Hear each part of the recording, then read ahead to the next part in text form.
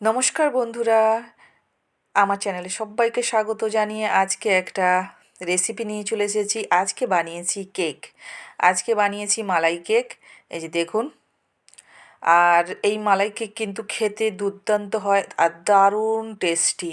আমি প্রথমবার বানালাম, আপনাদেরও সাজেস্ট করব যে আপনারা একবার অন্তত বানিয়ে করে খাবেন। আর এই মালাই কেক বানানোর জন্য আমি 1 কাপ রিফাইন অয়েল নিয়ে নিয়েছি। তার সঙ্গে চিনি আগে থেকে গুঁড়ো করে রেখেছিলাম, সেটাও 1 কাপ নিলাম। আর নিয়ে নিচ্ছি টক দই। টক দইটা যেন বেশি টক না হয়, সদ্য যেটা দই হয় সেই দইটা লাগবে। আর খুব গাঁজানো হলে তাহলে চিনিটা বেশি দিতে হবে, তবে সদ্য যেটা সেটাই দেবেন। এবার এই 3টে উপকরণকে ভালো করে ফেটিয়ে নিতে হবে। টক দইতে যেন গুটলি না থাকে ততক্ষণ, আর চিনি যেন দানা দানা না থাকে ততক্ষণ পর্যন্ত আমাদেরকে এখানে ফেটিয়ে নিতে হবে। আর একবারে ক্রিমি ক্রিমি হয়ে যাবে।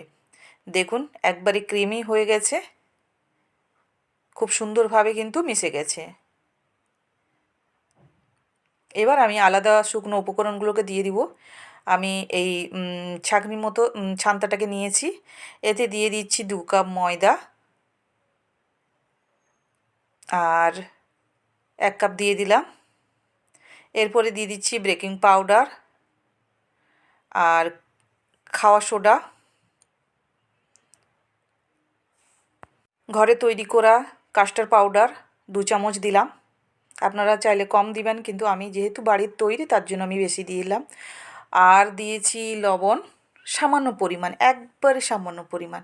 এবার এই উপকরণগুলো দিয়ে ভালো করে খুন্তি দিয়ে ভালো করে একবারে নেড়ে নেড়ে মানে চালিয়ে নেব, দানাদার যাতে না হয় তার জন্যই। এই যে দেখুন, এটাকে এবার আমি ফেলে দিব। এবার এই উপকরণগুলোকে আমি ফেটিয়ে নিব। বন্ধুরা, কে কোথা থেকে দেখছেন নিশ্চয়ই কমেন্টে জানাবেন। আর আমার এই রান্নার ভিডিওগুলো কেমন লাগে সেটাও কমেন্টে জানাবেন। ভালো লাগলে পাশে থাকবেন আর সবাইকে শেয়ার করে দিবেন। এই যে দেখুন ফেটানো হয়ে গেছে, কিন্তু শক্ত হয়ে গেছে, তার জন্য আমি এখানে 1 কাপ দুধ নিয়েছি। দুধটা এককালীন দেব না, প্রথম অর্ধেক দিয়েছি, আমি ফেটিয়ে নিব। দেখুন ফেটানো হয়ে গেছে, এখনও দেখুন একটু হালকা আরও লাগবে, তার জন্য পুরো দুধটা দিয়ে দিলাম। 1 কাপ, মোট আমি 1 কাপ এখানে দুধ ব্যবহার করলাম।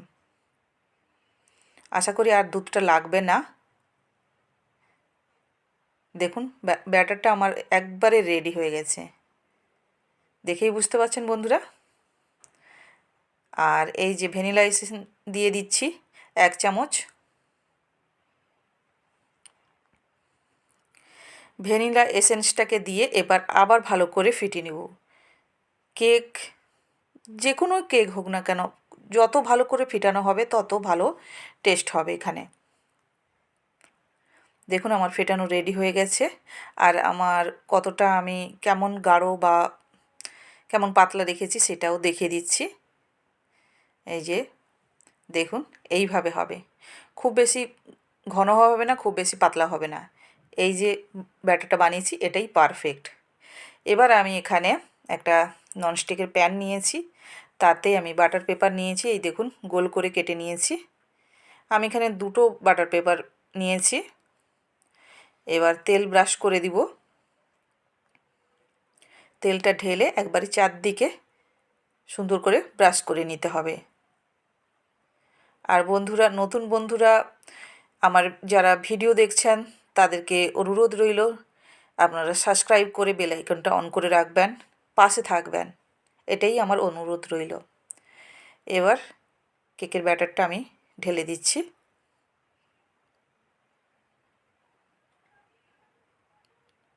একবার সুন্দর করে মুছে ঢেলে নিচ্ছি একবারে।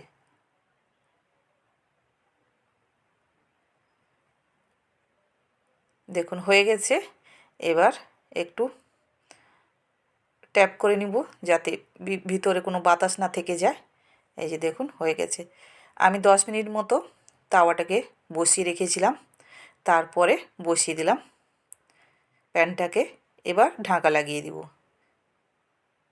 এখন ঢাকা 20 থেকে 25 মিনিট আমি পরে ঘুরে এসেছি, এই যে দেখুন।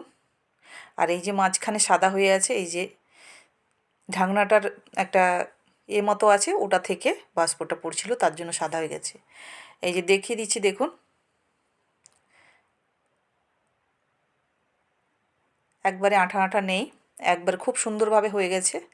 আর এতটা স্পঞ্জি, এতটা নরম তুলতুলে, একবারে কেকের মতো। নামিয়ে নিয়েছি। এবার এটা ঠান্ডা করার জন্য আমি ওই টাওয়ালটাকে আমি ঢাকিয়ে রেখে দিলাম এখন।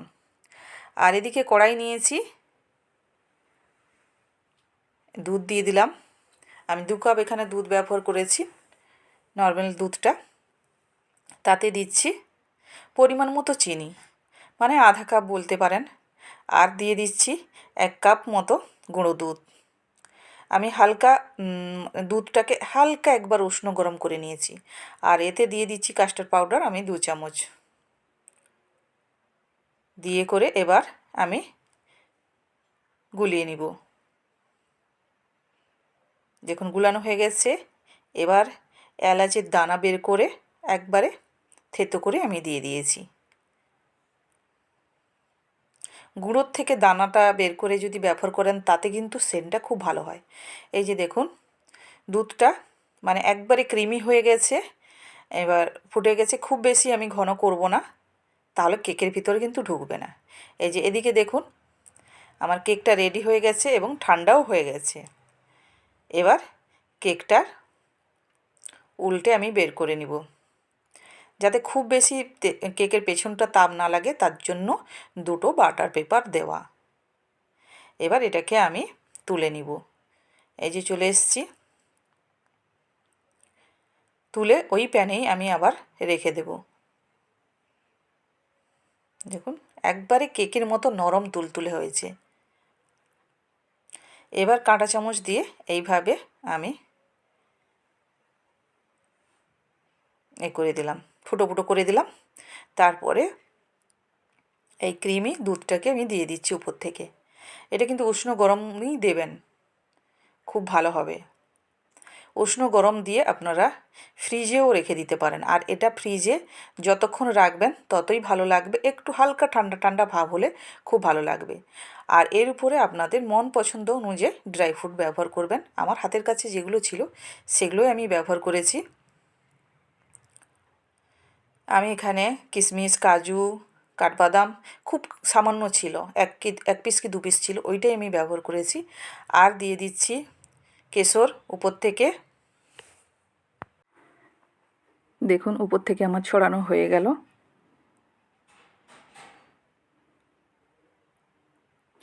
আপনারা আপনাদের পছন্দ মতো ড্রাই ফ্রুট দিবেন।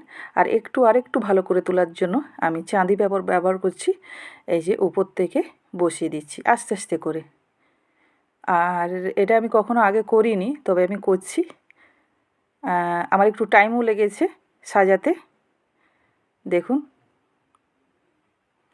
আর এটা দেওয়ার ফলে আরও দেখতে সুন্দর লাগছে, দেখুন বন্ধুরা।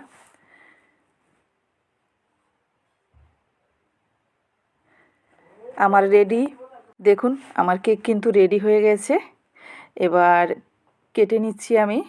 আমার মেয়ের আর সামলাচ্ছে না, তাই খুব জলদি আমাকে কেটে নিতে হয়েছে ফ্রিজ থেকে বের করে। এই যে আমি কেটে নিচ্ছি। আর বন্ধুরা আপনারা একবার এইভাবে বানিয়ে করে আপনারা খাবেন, আর দেখবেন বাচ্চারা তো খুব পছন্দ করবে এই কেকটাকে, তো বড়দেরও ফেভারিট হয়ে উঠবে। দেখুন কতটা লোভনীয় হয়েছে, দেখেই বুঝতে পারছেন বন্ধুরা। আর আমার বলে বোঝানোর কোনো কিছু নেই, একবারে মজাদার ইয়ামি কেক হয়েছে।